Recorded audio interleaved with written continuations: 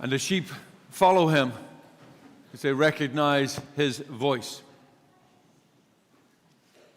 With the advent of artificial intelligence, AI, we have speech recognition devices come in the names of, we even give them names, Siri or Alexa, but they're really smart. They can, we talk to them like as if we're talking to a person, and they interpret what we've said, and then they translate it back into the computer, and then they answer back.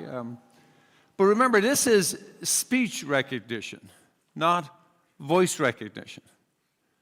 Like they'll take what happens is they'll recognize what we're saying, translate it into text, put it into the computer. The computer then does a routine, it gives it back an answer, puts it back in text, and then it's read out aloud to us. That's really what's happening in the background. But it's not voice recognition. Voice recognition is a much more sophisticated piece of software. Now, they are out there, but they're way, way more expensive, and they've got a whole set of other requirements a part of it. There's a whole authentication process that goes through, that they recognize the modulation of your voice and whose voice it is, and it is used as for security. But again, they have to have tons of sample data to make sure that it's right, and it only works with tons of computing power. But you know, you and I have that computing power pretty readily. You and I can recognize a voice. When your mother calls, you recognize that voice right away. You don't need a computer to tell you whose voice it is, right? Or if it was your father or your spouse, you know your spouse's voice. Even when they're sick and their voice is weak, you'll know whose voice it is. So it's interesting. So we got a lot of, forget about artificial, we got pretty smart intelligence up here. But notice the difference between speech recognition and voice recognition. One is just the content, the other is the one who authenticates it. Now here's the part is that we recognize the voice of one, and we have trusted voices that we recognize. But we can easily be fooled by the content which they give to us, thinking that the speech recognition and voice recognition are the same thing. So it can happen internally, or it can happen externally to us. So internally, you might hear the voice that says, Brendan, you're no good. Nobody's going to like you. Nobody's going to do anything you say. You're wasting your time. You're no good. That's not the voice of truth. That voice inside can often lead to mental not wellness, illness. If we listen to that voice, because it's a false voice. It's not the truth that we seek. So we have to be careful how to figure this out. It happens externally when people say things that are not true. Like we had a big, huge case recently with a big national network, right? And they themselves knowingly told mistruths. And they were caught at it. I mean, they themselves, you question, why would you knowingly not tell the truth? Because that wasn't the purpose. See, money or power or revenue, or maybe just public opinion is what they want. But we know that they weren't telling the truth. And so the question is, how do we know how to listen to what voice? Well, how do we discern which voices, whether internal or external, how do we know which is the authentic voice of truth? Well, this is where the gospel comes in. It tells us that the good shepherd is the voice we're called to listen to. Because he will bring us to all truth, all goodness, and all beauty. That's what the good shepherd will always bring us to. But we need to test the Spirit. We need to make sure what we're listening to has got that voice. Now, here's the thing about it, is that you've heard me say it 1,000 times. The only way you know how to do this, the only way we can come to know the voice of the Good Shepherd, is we have to have plenty sample data. That's called prayer.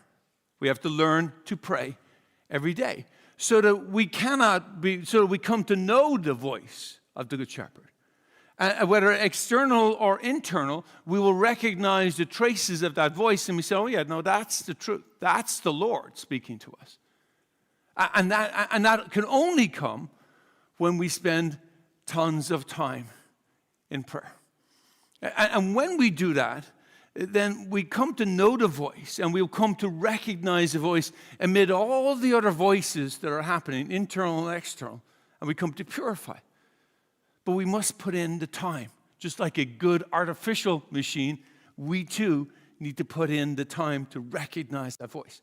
Now, there's an important point to this gospel that brings another. How do we validate that? Is we do it internally, but we also do it together. You see, the flock of sheep stick together. They help each other filter out and come to know the good shepherd's voice. So we too need each other to correct, to dialogue, and to hear each other simply so that we can discern the good shepherd's voice among us as individuals and as a community. So we have to do this together, and we have to be open to our correction, because we can be so easily fooled by the voices out there that can lead us astray. Now, there's another, that's all great. So the question is, what else? So God will lead us through the Good Shepherd. The voice of Christ will lead us to this truth. But he tells us something more that's even deeper and more important. That Jesus says, because the Pharisees didn't get this, and he had to repeat himself a different way. He says, I'm the gate. I'm going to protect you. I'm going to protect you. So it's not just about guidance, but protection. So let's assume, just to understand, let's assume this is the gate, and that's where all the sheep are going. This is the gate. What he literally does, he sits down, right down, and he says, this is where I am. You're not getting in without getting through me. You cannot get into the sheepfold unless you come through me. And if you're in the sheepfold, I'm going to protect you. I'm your guardian in here. But anyone else who comes anywhere else a different way is a thief or a robber. They're not the truth. They are not the bearers of truth. So Jesus promises to not only guide us to this truth, to this beauty, to this goodness, he also promises to guard us when we are there. And that's what we do when we come here. We are guarded by the Lord, protected by the Lord, promising to protect his flock. But we need to put in the time to know his voice so that we get inside the fold, so that he can protect us. And then he can lead us and protect us to wherever. So today, let's become men and women, boys and girls, of prayer, where we spend the time learning to know the voice of the Good Shepherd. And then we will listen to it and stay in the fold as one of the flock. And then we will know all truth, all goodness, and all beauty, for he will guard us inside the fold, because he is the gate.